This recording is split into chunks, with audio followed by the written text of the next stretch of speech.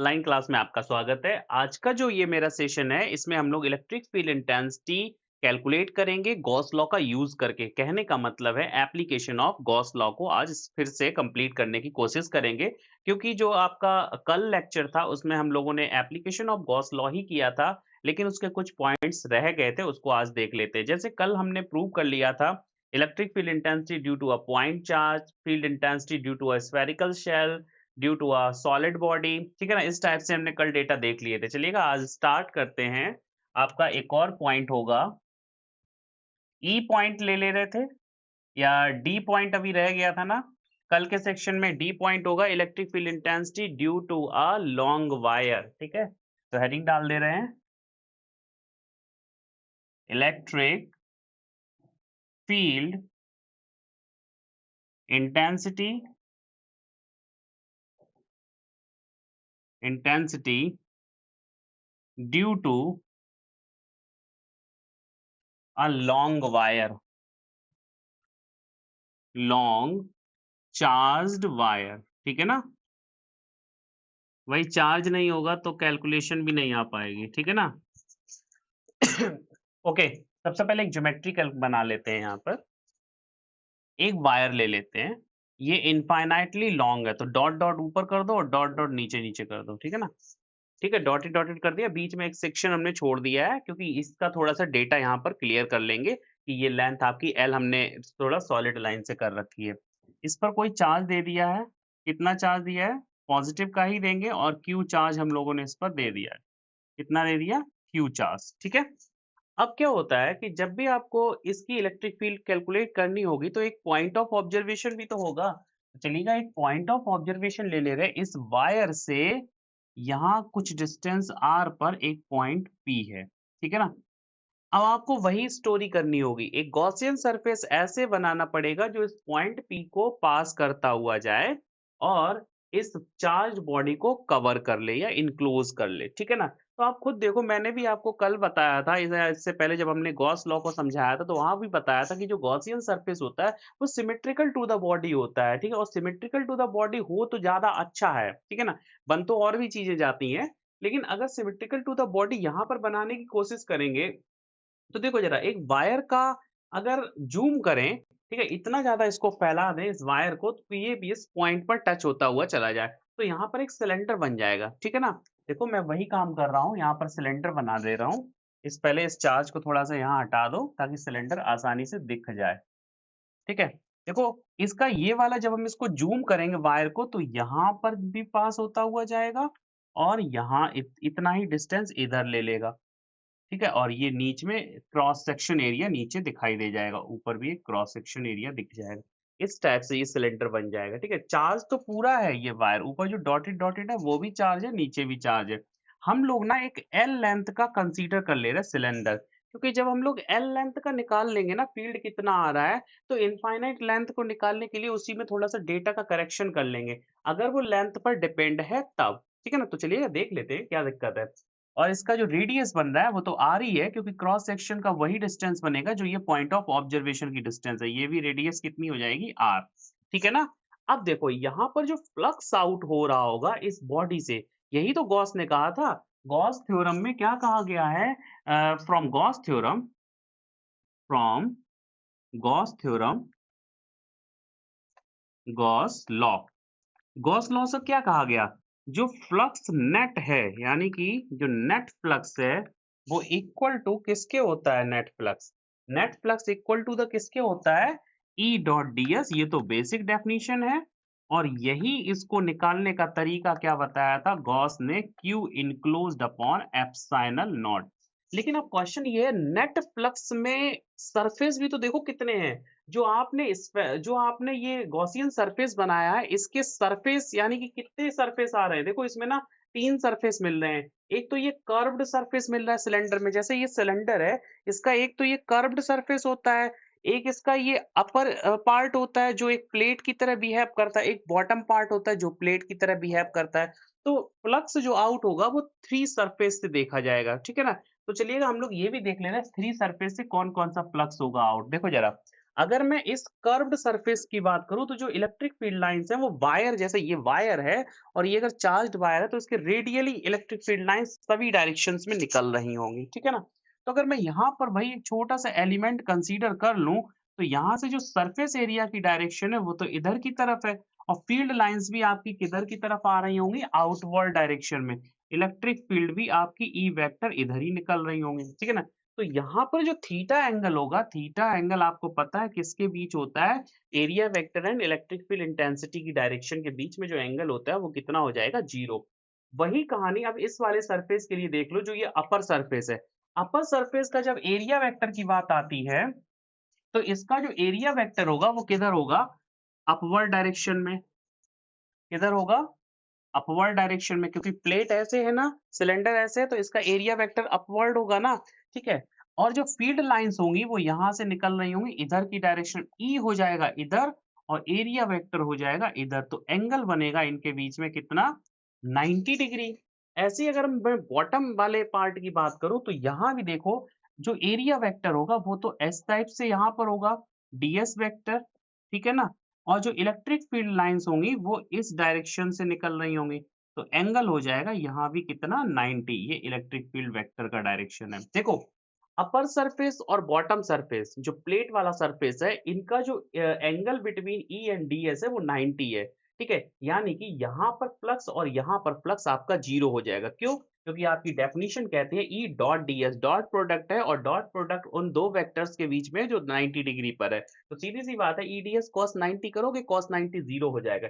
यानी कि अब केवल बचा आपका कर्व्ड सरफेस जहाँ एंगल आपका 0 आ रहा है। ठीक है ना? इसीलिए यहाँ पर ना 3 पार्ट में इसको देखना बहुत ज़रूरी था। जो फ्लक्स होता है अगर मैं इसको सही से लिखूँ तो मैंने इसलिए यहाँ पर ना नेट फ्लक्स की बात की है, वैसे नेट ही फ्लक्स होता है। तो देखो पाई जो होगा वो नेट फ्लक्स होगा।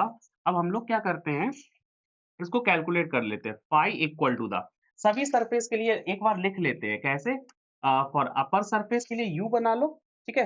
अपर सरफेस के लिए यू बना लो, कितना हो जाएगा?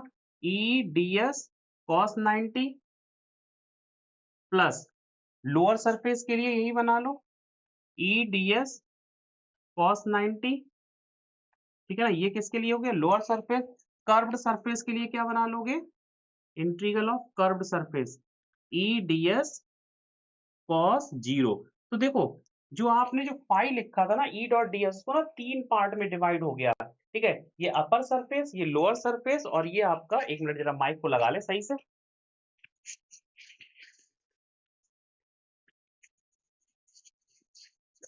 ओके, ठीक है?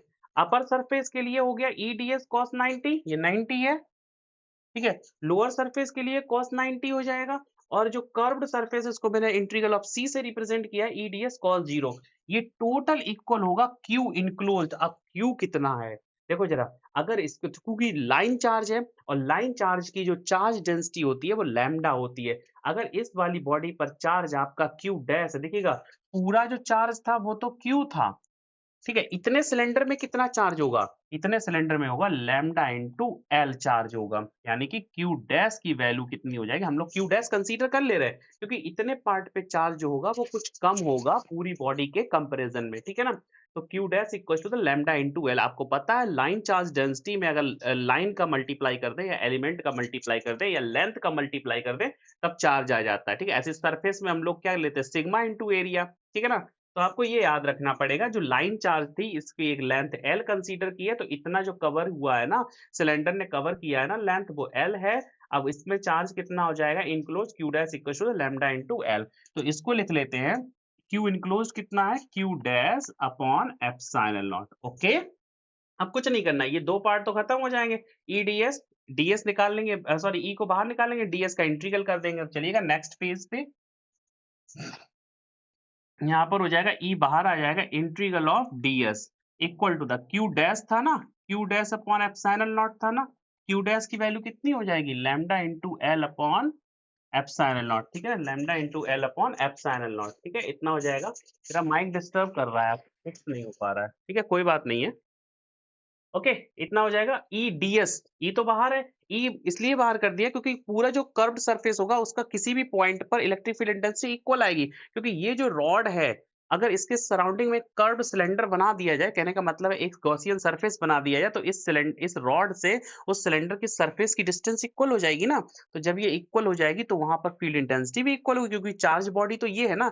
जैसे आप देखते हो ना, पेन के अंदर में रिफिल होती है, वही कंडीशन बनी। रिफिल आपकी चार्ज बॉडी है, जो सराउंडिंग पेन बन रहा है ना कवर, वो उसका गॉसियन सरफेस है, ठीक है ना।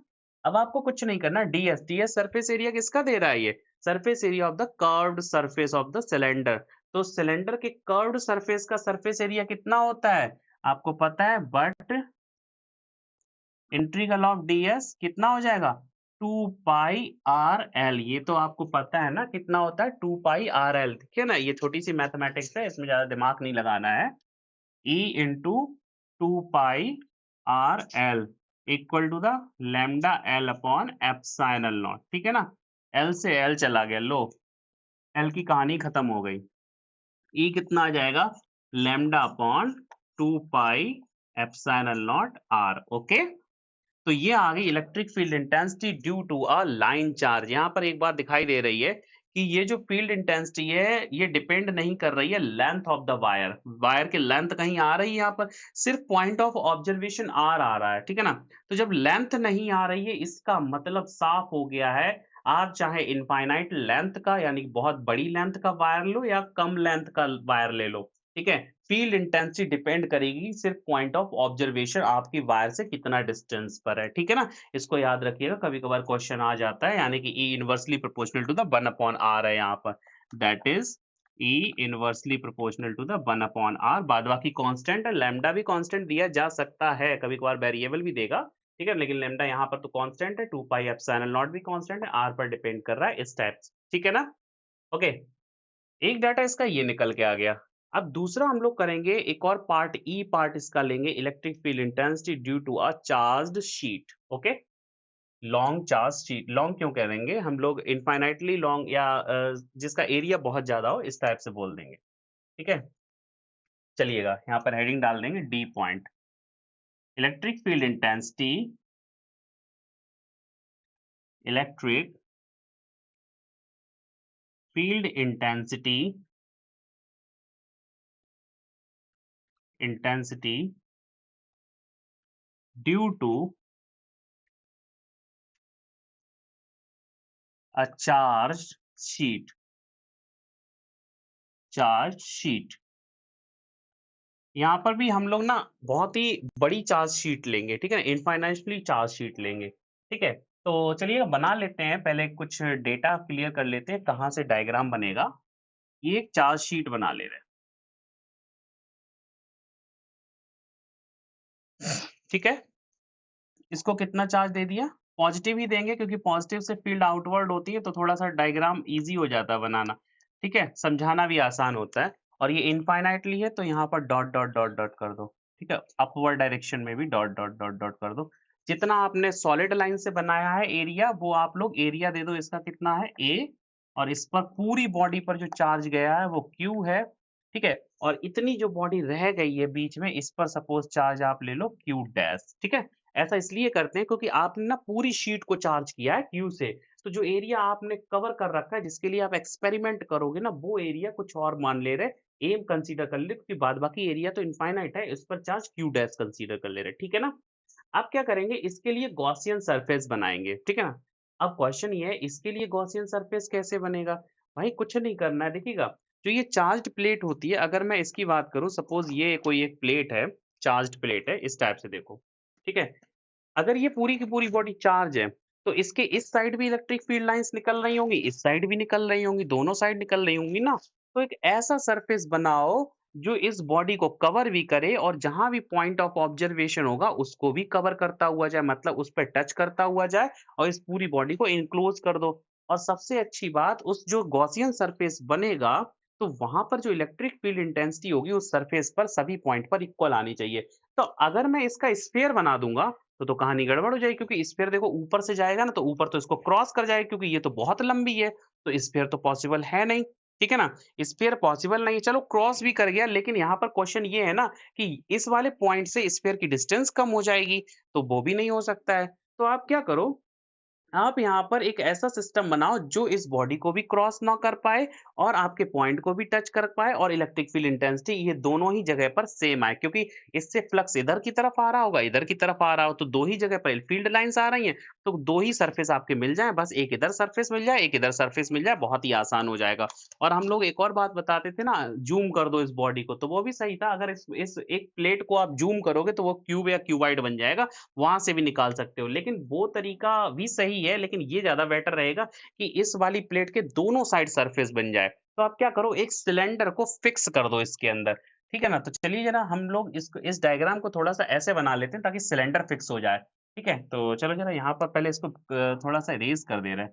दोबारा बनाते हैं, पहले सिलेंडर बना लें तभी इसको 3D में दिखा पाएँगे हम लोग, ठीक है? तो चलो ज़रा देखो क्या करेंगे, एक ऐसे सिलेंडर बना लेते हैं यहाँ पर ऐसे। ऐसे करके एक सिलेंडर बना ले रहे हैं पहले, ठीक है? और यहाँ पर बीच में वो प्लेट कर दे रहे हैं हम लोग, जो प्लेट आपको फ़ील्ड इंटेंसिटी बताएगी, इस टाइप से, ठीक है? ऐसे प्लेट रखी है और उसके बीच से सिलेंडर पास होता हुआ चला गया, या और इसको अच्छा कर दें तो इसको यहाँ पर इरेज़ कर दो, ठीक है? यहाँ पर इतना इरेज़ कर दो, ठीक है? अब यहाँ पर सही हो जाएगा। ये वाली लाइन कंप्लीट कर दो और इसके बाद यहाँ से निकाल दो, सेम कलर का यूज़ कर लो, यहाँ से निकाल दो, ऐसे, ऐसे, ठीक है? अब देखो दिखाई दे रहा होगा ये सिलेंडर ऐसे इसमें से ना पास हो गया है, ठीक है? इसके अंदर से निकल गया है, ठीक है? इसके अंदर से ये सिलेंडर निकल गया क्योंकि इसको मैंने टच नहीं कराया है, ओके? तो ये जो सिलेंडर है ये ऐसे ना फिक्स होके चला गया है इसके अंदर। तब देखो जो अब वही कहानी यहाँ पर लिख दे रहे हैं, इसको पॉजिटिव चार्ज दिया था ना, इसको पॉजिटिव चार्ज दिया था ना, ओके? जो क्यू डैश चार्ज कंसीडर किया था वो भी रहने दो, वो भी हम लोग ना इतने एरिया के लिए कर ले रहे हैं, क्यों? क्योंकि इसका एरिया आप A बना लो, इसका कितना एरिया है? A है और इसका एरिया कितना है? A है, तो ज़्यादा आसान रहेगा क्योंकि प्लेट कितनी भी बड़ी हो सकती है, प्लेट तो बहुत बड़ी है, ठीक है? इनफाइनाइटली लॉन्ग है, थोड़ा डेटा चेंज कर देते हैं, जो इससे पहले बताया था वो भी डेटा सही था, ठीक है? और जो चार्ज पूरा दिया गया है वो कितना है? Q है और जो चार्ज इस पर आया है ना, इस पूरी यहाँ पर यानी कि इतने एरिया पर चार्ज, ठीक है? इतनी प्लेट पर जो एरिया आपके सिलेंडर ने कवर अप कर रखा है, उस पर चार्ज ले ले रहे हैं कितना? Q डैश, ठीक है ना? कितना चार्ज ले ले रहे हैं? Q डैश ले ले रहे हैं, ओके? अब आपको क्या करना होगा, इस Q डैश चार्ज इनक्लोज़ मानेंगे। अब देखो 2 प्लेट हो गई यहाँ पर, एक आपकी राइट साइड में, एक आपकी लेफ्ट साइड में, ठीक है ना? सिलेंडर थोड़ा-सा टेढ़ा बना है, आप लोग सीधा बनाइएगा, टेढ़ा नहीं इसका कॉन्सेप्ट है, सीधा सिलेंडर पास होके गया है, ओके?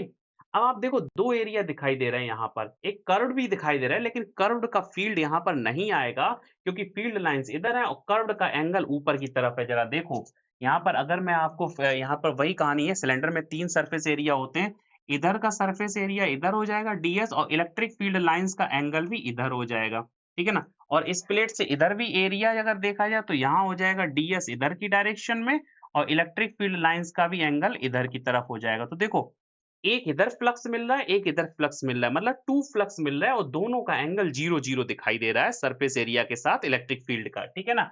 एक और स्टोरी यहाँ पर, अगर कर्व्ड सरफेस की बात करूँ तो इसका एरिया डीएस ऊपर की तरफ है और फील्ड लाइन्स आपकी इधर की तरफ आ रही हैं। तो यहाँ पर जो एंगल बन रहा है वो कितना बनेगा? 90 डिग्री। ठीक है? क्योंकि कर्व्ड सरफेस ऊपर की तरफ है और इलेक्ट्रिक फील्ड लाइन्स इधर की तरफ जा रही हैं। तो फील्ड लाइन्स और डीएस यानी कि सरफेस एरिया के बीच में एंगल यहाँ पर 90 है, तो ये वाला फ्लक्स 0 हो जाएगा। कर्व्ड फ्लक्स का यहाँ नहीं आएगा एंगल, यानी कि फ्लक्स आपका नहीं आएगा और यहाँ पर जो फ्लक्स आएगा वो आपके बॉटम यानी कि राइट साइड और लेफ्ट साइड सरफेस के लिए आएँगे। तो चलिएगा अब यहाँ पर फ्लक्स लिख ले रहे हैं, इसको डायरेक्ट लिखेंगे। पाई जो नेट होगा वो इक्वल टू द होगा Q enclosed upon epsilon not और Q इनक्लोज्ड है आपका Q डैश, ये मैंने रखा है यहाँ पर Q डैश, यहाँ पर लिख लो Q डैश है इसके अंदर चार्ज, ठीक है ना? इतनी प्लेट जो बची है ना इसके ने जो कवर कर रखी है उस पे चार्ज आपका Q डैश है। बाद बाकी पूरे पर तो Q है। अब Q डैश कितना होगा? यहाँ पर लिख लो Q dash equals to the charge density into area. भाई ये जो प्लेट है इसका एरिया कितना होगा? उतना ही तो होगा जितना ये सिलेंडर का एरिया A है। सिलेंडर का जो क्रॉस सेक्शन एरिया, क्योंकि यही तो पूरा का पूरा गया है ना इसके अंदर से, तो सिग्मा इंटू ए, ठीक है ना? पूरी प्लेट का तो एरिया इनफाइनाइट है, वही मैं कहानी कर रहा हूँ। जैसे एक इनफाइनाइट लेंथ का निकाला था, एक एल लेंथ कंसीडर करके, वैसे एक छोटा सा एरिया कंसीडर करके निकाल ले रहे हैं, ठीक है? बाद में मल्टीप्लाई डिवाइड करते रहेंगे, ओके? अब क्या करेंगे? कुछ नहीं, फाइनाइट कैसे निकालेंगे? ई डी एस cos 0 वाला आएगा, ठीक है ना? किसके लिए? राइट साइड सरफेस के लिए, राइट साइड क्रॉस सेक्शन के लिए, उसके बाद EDS लेफ्ट साइड सरफेस के लिए cos 0 और प्लस EDS cos 90 ये किसके लिए आएगा? सॉरी 90 ये किसके लिए आएगा? ये आपका कर्व्ड सरफेस के लिए आएगा equal to the Q dash कितना है? Sigma A upon epsilon not, ठीक है ना? ये आपको ध्यान रखना होगा क्योंकि अभी जो इससे पहले डेटा पूरे किए थे उसमें एक ही सरफेस बन रहा था आपका, जैसे आपने स्फेरिकल बॉडी ले रखी थी, ठीक है? अब यहाँ पर ना दोनों ही केस जो किए हैं उसमें दो दो सरफेस बन रहे हैं, ठीक है?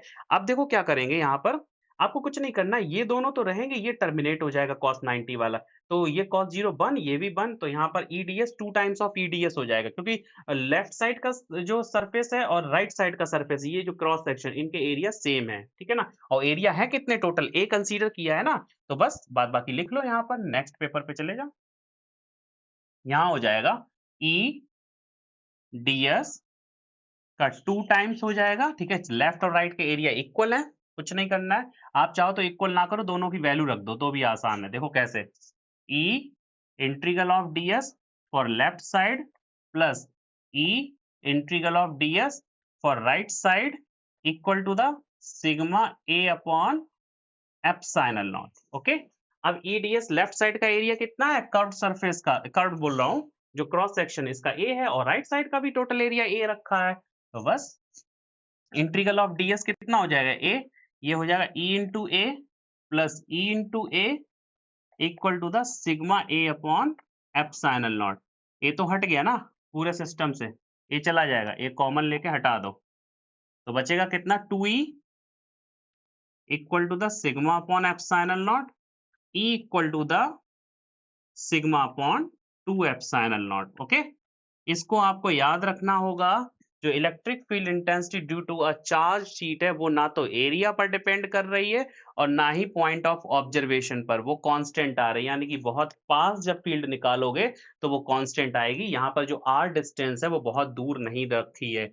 r डिस्टेंस का मतलब आप समझ रहे हो? जरा देखो यहाँ पर, जो ये पॉइंट ऑफ ऑब्जर्वेशन है ना, यहाँ पर लिया था, ठीक है? हमने आपको बताया नहीं, यहाँ पर क्योंकि यहाँ पर फील्ड निकलनी, तो ये पॉइंट ऑफ ऑब्जर्वेशन कितनी डिस्टेंस पर है? सपोज r डिस्टेंस पर है, ठीक है? और या L डिस्टेंस पर है और ये भी L डिस्टेंस पर है इधर से, लेकिन वो इस पर डिपेंड नहीं कर रही क्योंकि सिलेंडर की लेंथ अगर 2L ले ली जाए तो वो इस पर डिपेंड नहीं कर रही, इस L या R पर, कुछ भी मान लो, R मान लो या L मान लो, ठीक है ना?